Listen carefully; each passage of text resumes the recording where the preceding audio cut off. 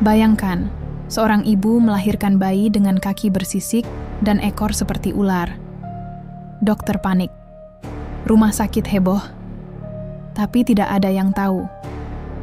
Ini semua dimulai dari sebuah perjanjian rahim dengan harga yang sangat mengerikan. Apa jadinya?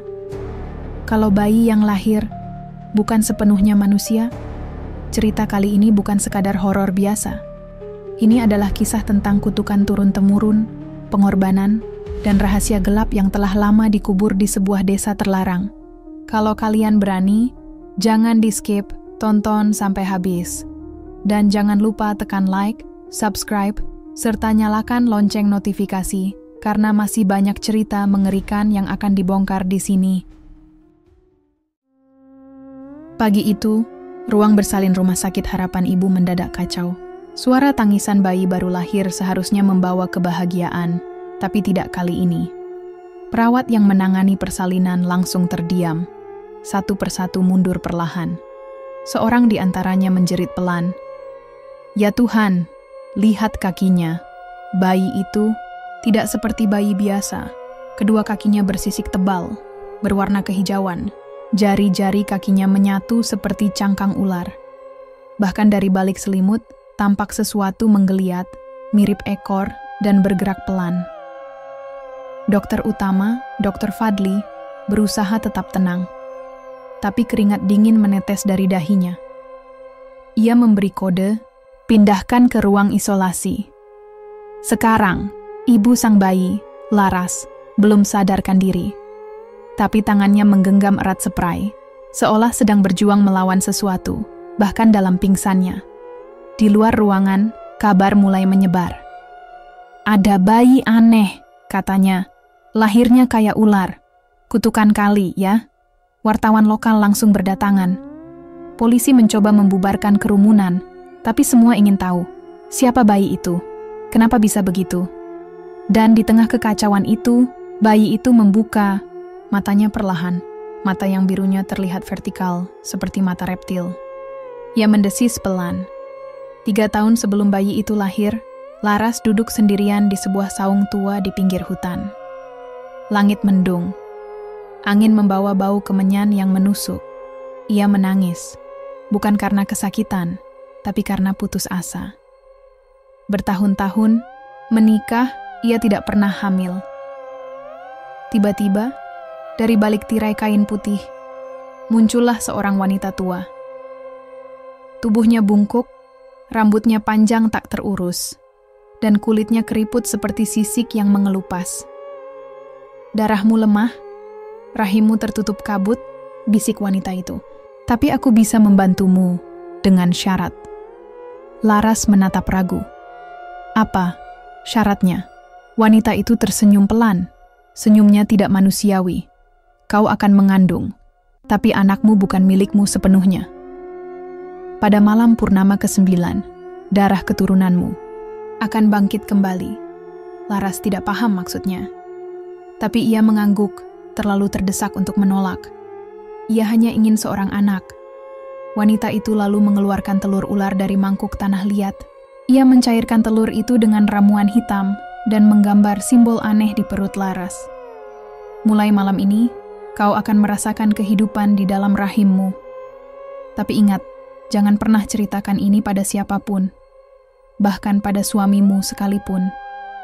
Kini, 3 tahun setelah ritual itu, Laras melahirkan bayi dengan kaki ular.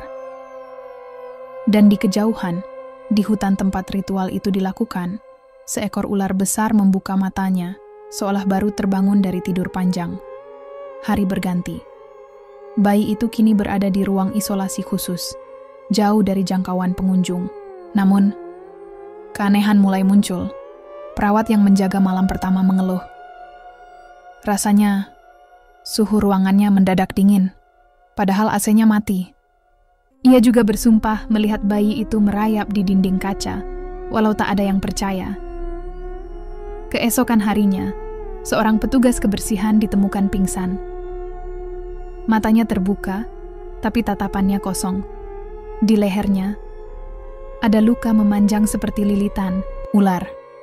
Aku cuma lihat dia, Senyum ke arahku, bisiknya ketakutan sebelum tak sadarkan diri.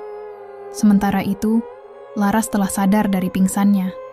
Tapi sejak itu, ia berubah. Ia bicara pelan, nyaris berbisik. Kadang, seperti mendesis. "Anakku, dia lapar," katanya saat malam tiba. Lapar, daging mentah. Suaminya, Andri, mencoba menenangkan. Tapi hatinya sendiri penuh tanda tanya. Ia juga mulai bermimpi aneh, ular besar, suara siulan di lorong rumah sakit, dan bayi dengan mata yang menatapnya tajam, seperti mengenali dirinya.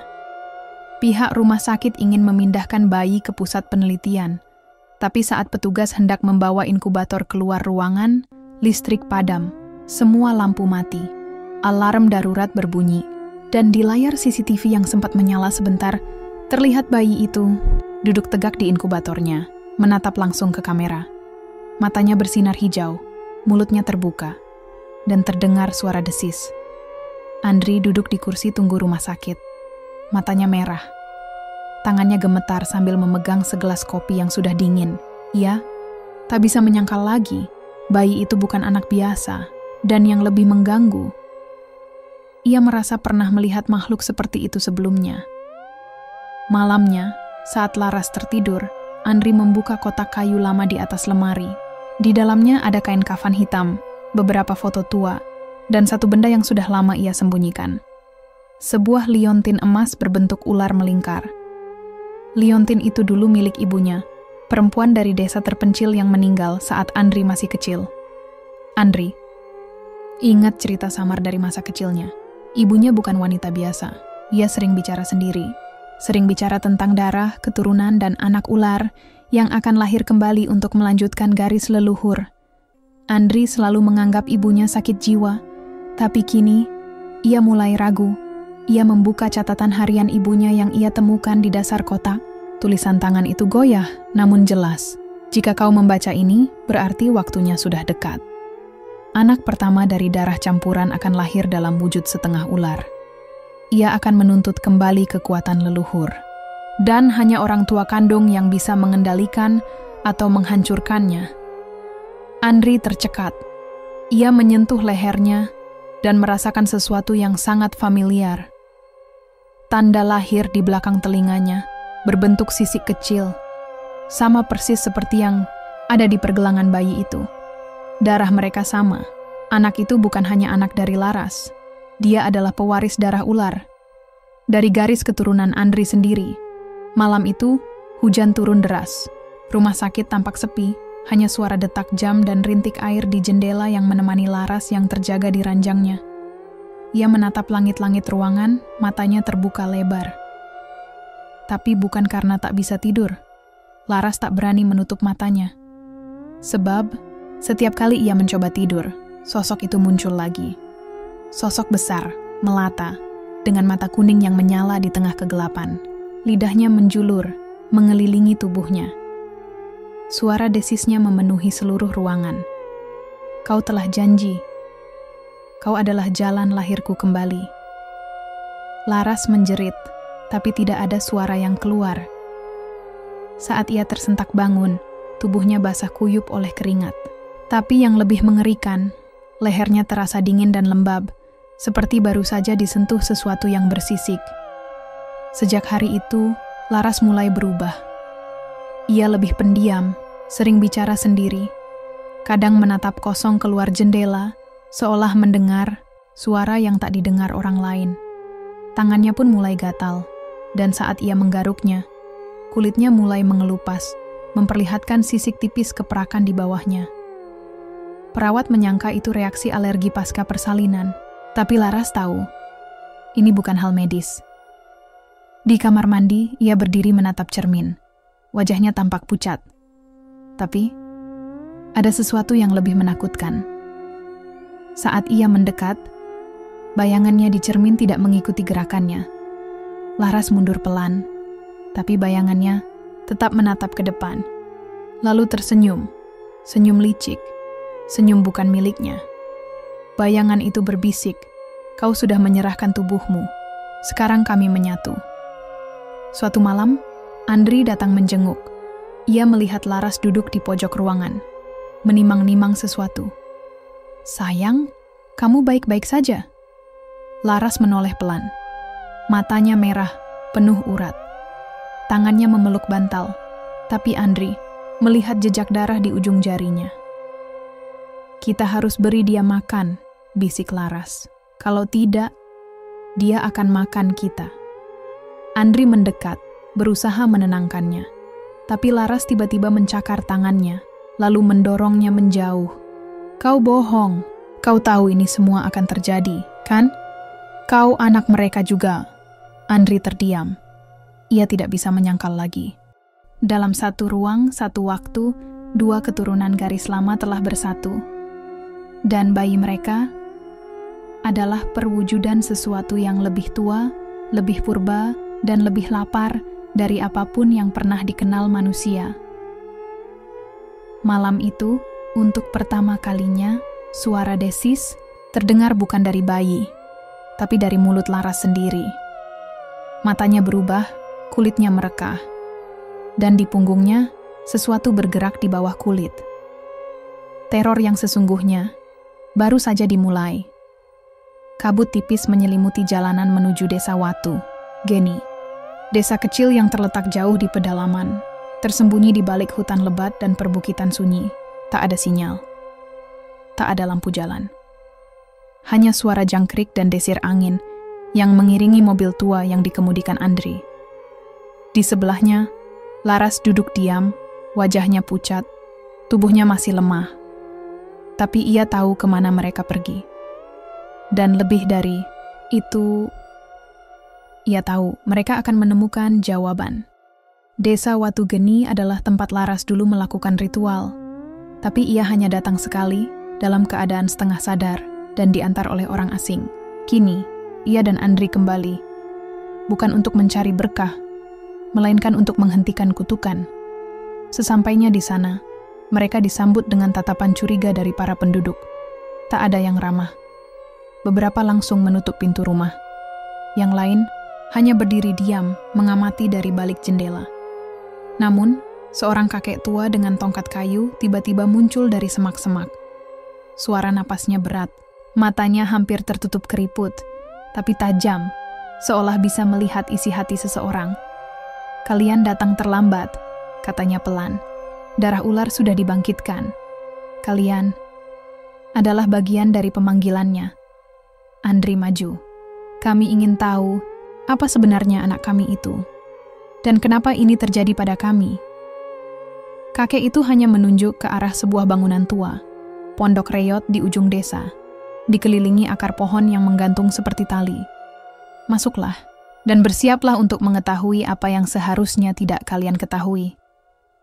Di dalam pondok itu, mereka menemukan rak-rak penuh buku tua dan gulungan daun lontar. Lukisan-lukisan aneh memenuhi dinding, gambar anak kecil dengan tubuh ular, wanita, melahirkan dengan cahaya merah di sekelilingnya, dan lingkaran api dengan simbol kuno. Di tengah ruangan, tergantung satu gambar yang membuat Laras gemetar. Itu gambar dirinya. Ia bahkan masih mengenakan pakaian yang sama saat ritual 3 tahun lalu. Andri menatap sebuah kitab terbuka di meja. Di situ tertulis, "Setiap 33 tahun, keturunan dari garis darah ular akan bangkit kembali. Anak lahir dari perjanjian, rahim membawa kekuatan leluhur, dan akan tumbuh menjadi pembawa perubahan atau kehancuran. Tergantung siapa yang mengendalikannya." Laras terisak. "Berarti kami bukan yang pertama." Kakek itu mengangguk. Sudah ada 5 sebelumnya, lahir di tempat berbeda. Semuanya hasil dari perjanjian yang sama. Mereka kini tersebar, disembunyikan, atau sudah membunuh. Andri menelan ludah. Lalu, bagaimana cara menghentikannya? Kakek itu menatap mereka dalam-dalam, lalu berkata, "Hanya satu cara, darah yang membangkitkan, harus menjadi darah yang mengorbankan." Keduanya terdiam. Laras gemetar. "Maksudmu, aku harus mengorbankan anakku?" "Bukan, nak," jawab sang kakek perlahan. "Kau atau ayahnya harus memilih." Satu hidup, satu mati, dan hanya pengorbanan yang tulus yang bisa memutus garis keturunan itu. Di luar pondok, malam semakin gelap, dan dari arah hutan terdengar suara desis panjang. Disusul lolongan aneh, bukan manusia, bukan hewan, seperti suara sesuatu yang sedang mencari mangsanya. Malam itu, Laras duduk di depan api unggun yang mulai padam di tengah halaman pondok tua. Angin bertiup dingin, membawa aroma tanah basah dan kemenyan yang dibakar sejak sore. Di kejauhan, suara desis halus seperti ular terus terdengar, menyelinap masuk ke telinga, seperti bisikan kutukan yang tak mau pergi. Andri berdiri di sampingnya memandangi api. Wajahnya penuh keraguan, tapi ia tahu, waktu mereka hampir habis. Kakek tua itu kembali muncul dari balik kegelapan, membawa sebuah mangkuk tanah liat berisi darah hitam pekat. Tangannya gemetar, tapi suaranya tetap tegas. Ini adalah darah ular tua, darah dari leluhur kalian. Jika ingin menghentikan semuanya, kalian harus memilih. Satu di antara kalian harus mengorbankan dirinya di bawah bulan purnama. Laras menatap Andri. Matanya sudah tidak menunjukkan ketakutan. Hanya kepasrahan. Aku yang hamil. Aku yang melakukan ritual itu. Seharusnya, aku yang membayar harganya.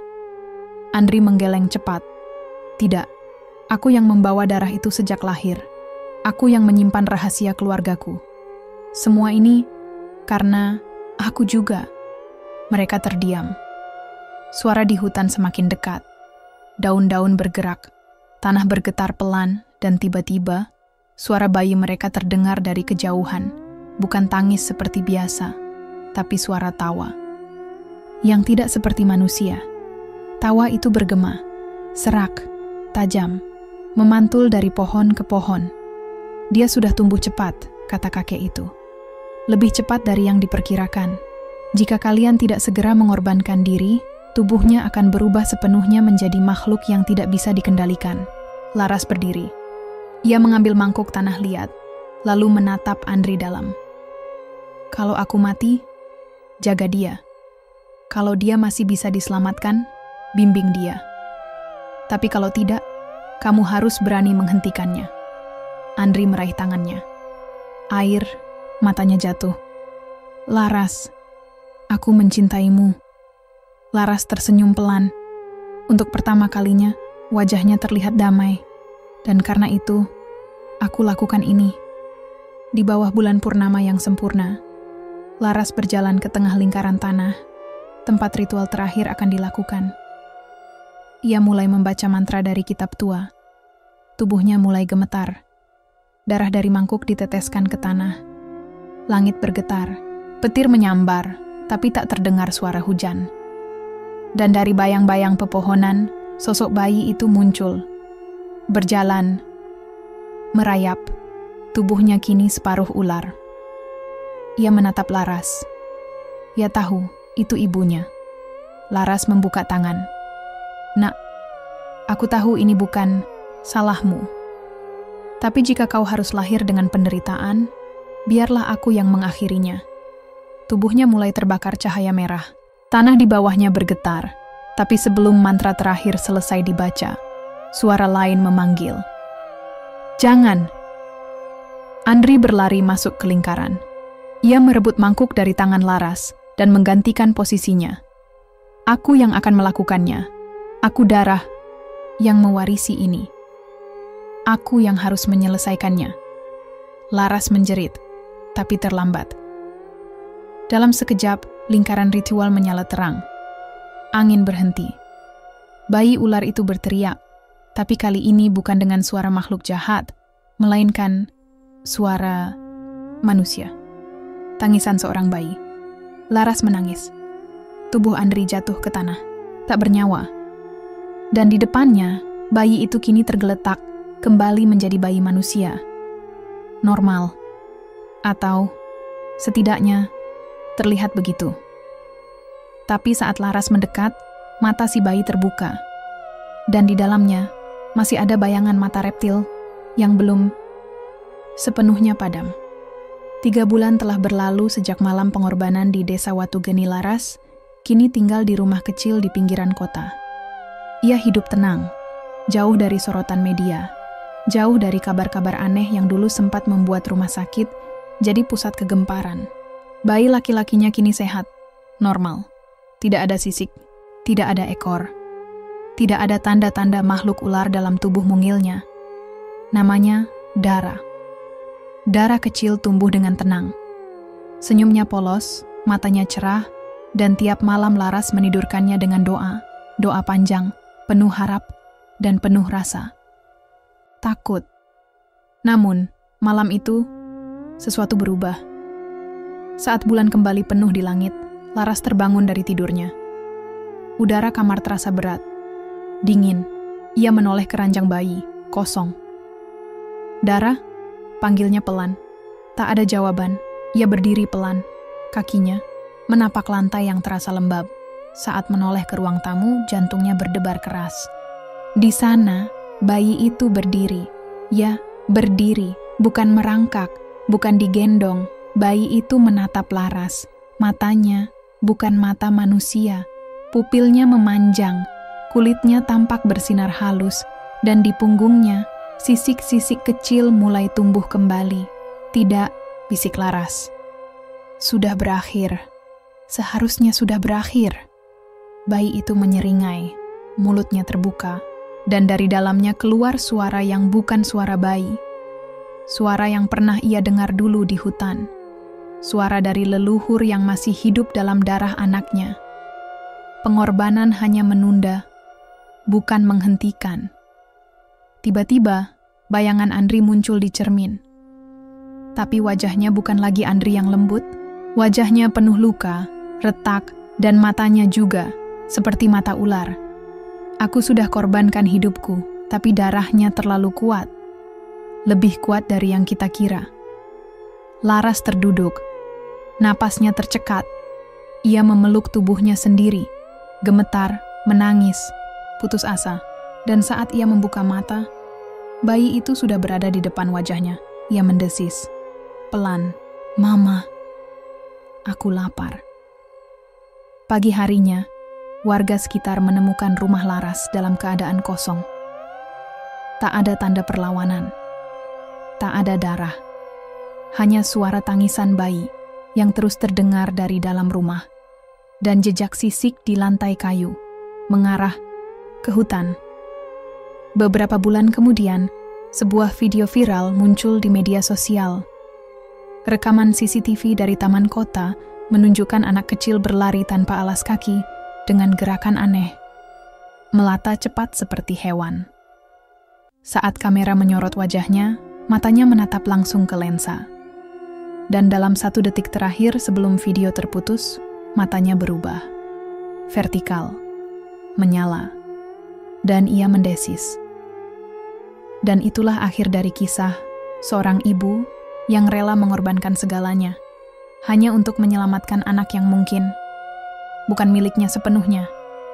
Tapi pertanyaannya sekarang, apakah kutukan itu benar-benar berakhir? Atau justru baru saja dimulai?